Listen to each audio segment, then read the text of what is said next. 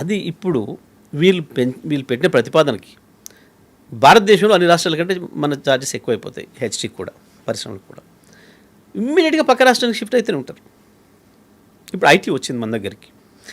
ఐటీకి హైదరాబాదు అట్రాక్టివ్ కనపడేది చాలా విషయాలలో బెంగళూరుతో పోల్చినప్పుడు. అదే పద్ధతిలో ఇంకోటి ఎవడైనా మనకంటే మంచి కనపడితే అటు వెళ్ళిపోతారు.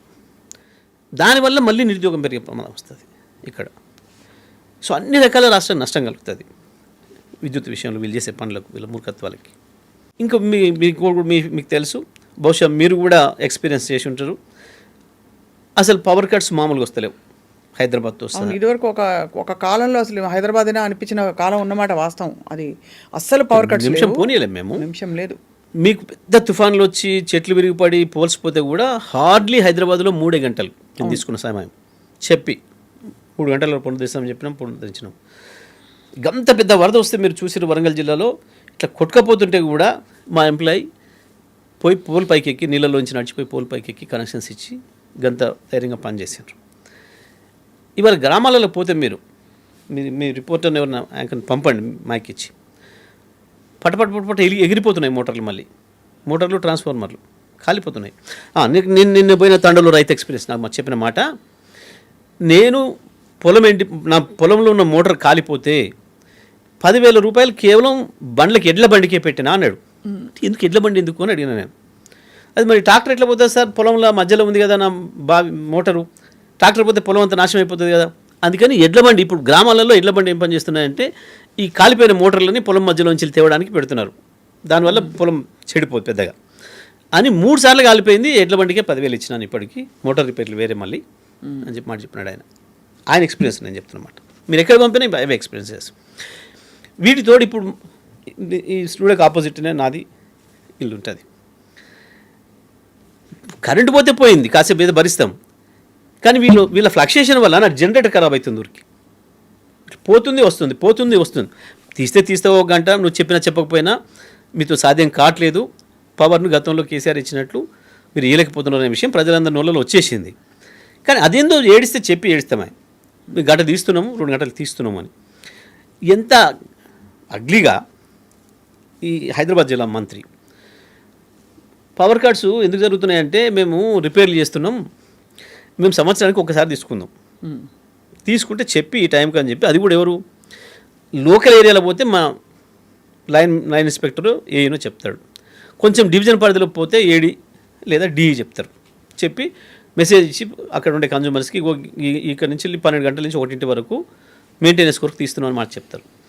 కానీ ఈ ఇన్ఛార్జ్ మంత్రి రోజుల తరబడి మేము మెయింటెనెన్స్ కొరకు పవర్ తీస్తున్నాము, నా జీవితంలో నేనే చెప్పలే 10 ఏళ్ళలో ఒక రోజు కూడా, ఆ పని వాళ్ళది. కానీ వీళ్ళు పవర్ ఇవ్వడం చేతగాక ఎందుకు అంటే దీంట్లో కుట్ర ఉంది.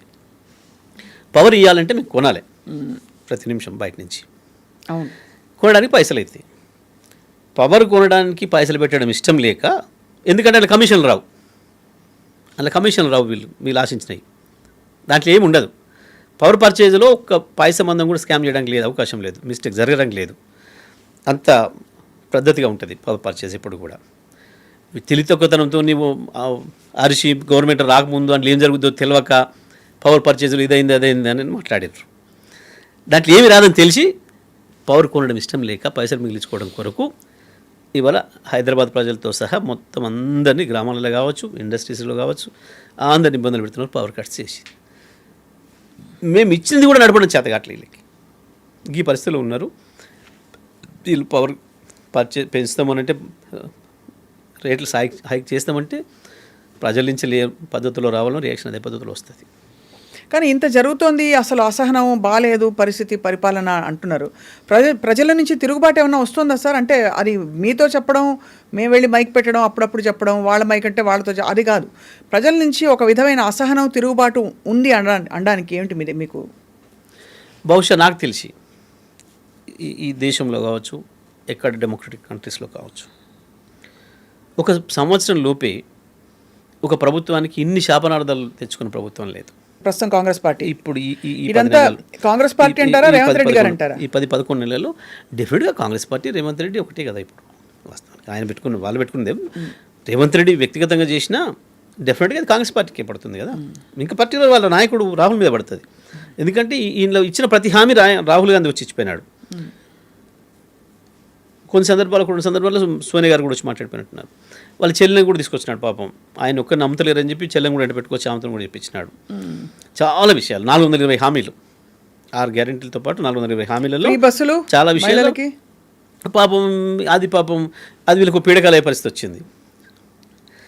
ఎక్కిన ఆడోళ్ళు తిడుతురు ఆ ఫ్రీ బస్ పథకాన్ని మనం చూస్తున్నాం. చాలా ఎట్లా మాట్లాడుకుంటున్నారు బూతులు. సో ప్రజల్లో వ్యతిరేకత వచ్చిందా లేదా అనే దానికి ఎట్లా చూస్తామంటే మనం ఎక్కడైనా ఒక పెద్ద కాన్ఫరెన్స్ జరిగేటప్పుడు చాలా అత్యంత భద్రత మధ్యన దేశాల అధ్యక్షుల కాన్ఫరెన్స్ జరుగుతున్నప్పుడు కూడా ఒక పేపర్ ఇసిరేస్తే చాలు, ఒక దేశ అధ్యక్షుడు ఎవరో మాట్లాడుతున్నాడు, ఇక్కడ నుంచి ఒక వైట్ పేపర్ ఇసిరేస్తే చాలు నిరసన తెలియజేయబడింది దాని మీద అని చెప్పి మొత్తం ఇంత హెడ్లైన్స్లో వస్తాయి అన్ని టీవీలలో అన్ని పేపర్లలో. మనకు తెలుసు అది దాని సెన్సిటివ్నెస్. గింత బూతులు తిడుతుంటే ప్రజలు ఒక ముఖ్యమంత్రిని పట్టుకొని మనం మాట్లాడుకోలేని భాషలో, బహుశా సురేఖ లాంటి వాళ్ళు మాట్లాడగలేని భాషలో గట్ట తిడుతుంటే ప్రజలు ఇంక ఈ ప్రభుత్వం మీద వ్యతిరేకత వచ్చిందా లేదా అని అనుకుంటే మనం అమాయకత్వం కాదా స్వప్న గారు? అంతే అంటారు. అయితే వచ్చింది కనపడుతుంది అంటారు రాబోయే రోజుల్లో. ఇంతగా అసలు ఎప్పుడు కనపడలే గతంలో. కానీ ప్రభుత్వం ఉత్సాహంగా మూసీ సుందరీకరణ అని ఇంకోటి ఏదో కార్యక్రమాలని ఇంకా మార్చేస్తానని రాచకొండ పరిధిలో ఉండే అంత ఎన్నో ఎకరాలు తీసుకుని నేను ఒక కొత్త సిటీ కడతానని చెప్పి సంకల్పాలు మాత్రం చెప్తున్నారు కదండి.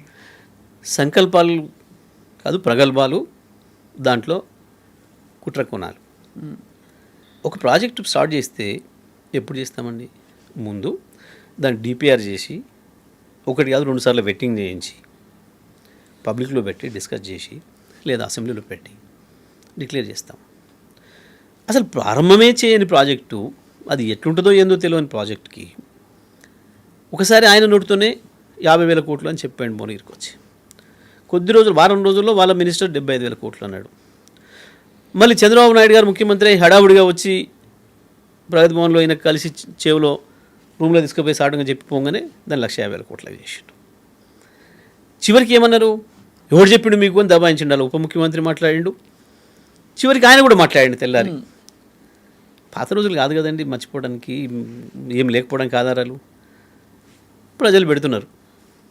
ఈయన ఎక్కడ ఉపన్యాసం ఇచ్చిండు, ఏ సమయంలో చెప్పిండు, ఇప్పుడు ఏం అడుగుతున్నాడు, ఎవడు చెప్పిండు అని కూడా మాట్లాడండి వీళ్ళు ఉప ముఖ్యమంత్రి. మేము కూడా చెప్పినాం, ఎవడు చెప్పాలని వాడే చెప్పిండు. ఇవి మరి చెప్పిన ఆయన గీనా మరి రేవంత్ రెడ్డా కాదా, రేవంత్ రెడ్డి డూపు వేషం వేసుకొని చూడని చెప్పిండా, మరి వాని మీద ఏమైనా ఎంక్వైరీ చేసి అరెస్ట్ చేస్తారా, అట్లా కూడా వస్తే వేరేవాడు వారు కాకుండా ముఖ్యమంత్రి గారు కాకుండా చెప్పాలి. చివరికి ఏమన్నారు? మొదటి అసెంబ్లీలోనేమో ఏదో కాగితం చూపించాడు, మేము డిపిఆర్ ఉందన్నాడు. నిన్న ఈయన మాట్లాడుతూ అసలు మేము ఇంకేం చెప్పనే లేదు, మా డిపిఆర్ఏ అయ్యలేదు, మీరే చెప్తారు, మీరే కేటీఆర్ఏ మాట్లాడతాడు అన్నారు. మళ్ళీ తెల్లారి ముఖ్యమంత్రి దాంట్లో పెట్టినరు అఫీషియల్ వాళ్ళ సైట్లో 150,000 కోట్లతో 5 ఏళ్లలో మూసి రిజర్మెంట్ చేయబోతున్నా అని చెప్పి. గిన్ని రకాల కన్ఫ్యూజన్స్. తెలియనితనం అంటారు, అనుభవ రాహిత్యమా, తెలియనితనమా, లేక బురుడి కొట్టిస్తున్నారా ఏమిటి?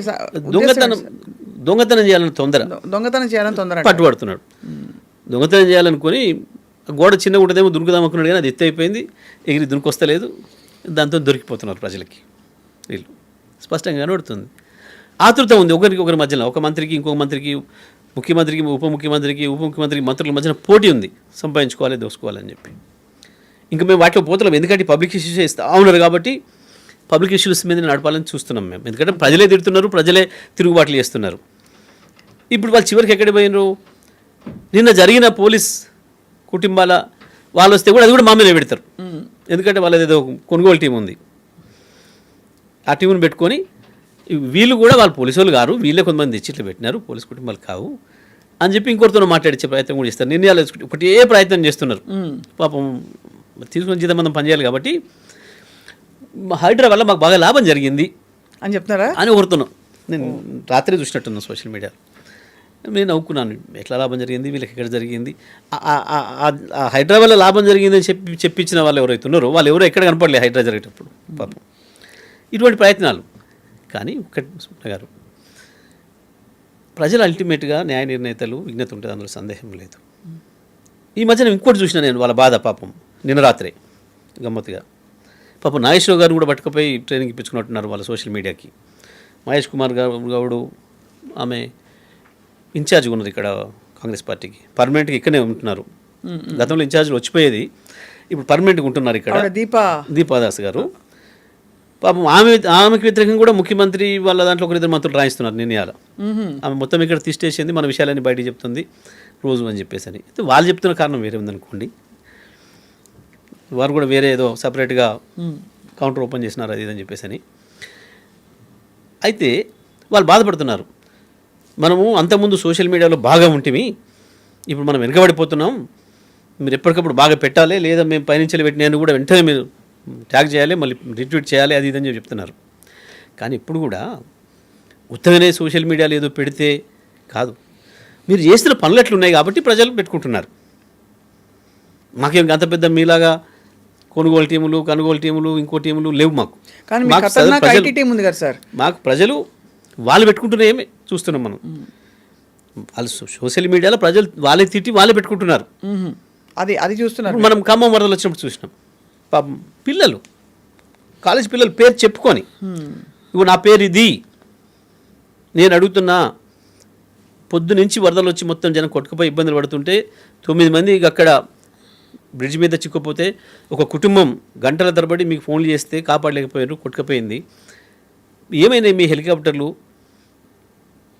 సూర్యాపేట నుంచి హైదరాబాద్ నుంచి వెళ్ళి భువనగిరి పోతే హెలికాప్టరు, హైదరాబాద్ నుంచి వెళ్ళి తాండూరుకు బర్త్డేకి పోతే హెలికాప్టరు, హైదరాబాద్ నుంచి వెళ్ళి కోదాడ పోతే హెలికాప్టరు, హైదరాబాద్ నుంచి ఖమ్మం పోతే హెలికాప్టర్ వాడిన మీరు గీలం కాపాడడానికి హెలికాప్టర్ దొరకలేకపోయిందా అని అడిగినారు ప్రజలు. అది కూడా బీఆర్ఎస్ కుట్రనైనా అది కూడా మేము ఇచ్చి మాట్లాడినరా. ఇంకా మంత్రులు ఏం చెప్పారు, గొప్పగా లేచి నిధుల నుంచి ఒక ఆయనేమో అర్జెంటుగా పోయి నేను తీవ్ర ప్రయత్నం చేసినా హెలికాప్టర్ దొరకలేదు అని ఒక మంత్రి చెప్పాడు. ఇంకొక మంత్రి అయితే ఏకంగా నేను చంద్రబాబు నాయుడు కూడా మాట్లాడినా హెలికాప్టర్ దొరకలేదు అన్నాడు. ఎందుకు రేవంత్ రెడ్డి ఎక్కడ పోయిండు? చంద్రబాబు నాయుడుతో ఎందుకు మాట్లాడలేదు? తెలంగాణ ముఖ్యమంత్రి రేవంత్ రెడ్డా చంద్రబాబు నాయుడా? వైజాగ్ అంటే హైదరాబాద్ దగ్గర ఉందా? ఏ దగ్గర ఉంది? నీ ముఖ్యమంత్రి ఏమైండు, నీ చీఫ్ సెక్రటరీ ఏమైండు? ఈ రకంగా వీళ్ళు మాట్లాడి ప్రజల ముందట అబాసు పాలై సోయి లేకుండా ఆ రోజు పొద్దున్నాక ముఖ్యమంత్రి అడ్రస్ లేడు, ఎక్కడ కూడా రికార్డు లేదు. ముఖ్యమంత్రి ఎక్కడున్నాడు, ఆ రోజు ఏమైనాడు, ఏం పని చేస్తున్నాడు, ఏ మీటింగ్లో ఉన్నాడు అనే రికార్డే లేదు, చెప్పలేదు. సరి చేసుకోవడానికి భుజాలు అనుకునే ప్రయత్నాలు చేసిన తర్వాత గింత ఓపెన్గా ప్రజలలో వ్యతిరేకత తెచ్చుకుంటున్నారు. అది కనబడుతుంది మన కళ్ళ ముందట. దానికి ఎవరో మేము ఆరోపణలు చేస్తేనే ఇంకోరెవరో చేస్తేనో రాదు. అది ప్రజలు ఇప్పుడు మీకు పెయిన్ ఉంటే మీరు మా వెంట వస్తారు తప్ప, మీకు ఎవరికి ప్రజలకు పెయిన్ లేకుండా మేము ఊరికనే రేవంత్ రెడ్డి మీద మాట్లాడదాం రండి, సుధాకర్ రెడ్డి మీద మాట్లాడదాం రండి, బట్టి మీద మాట్లాడదాం రండి మీరు అంటే ఎవరిని వస్తారండి?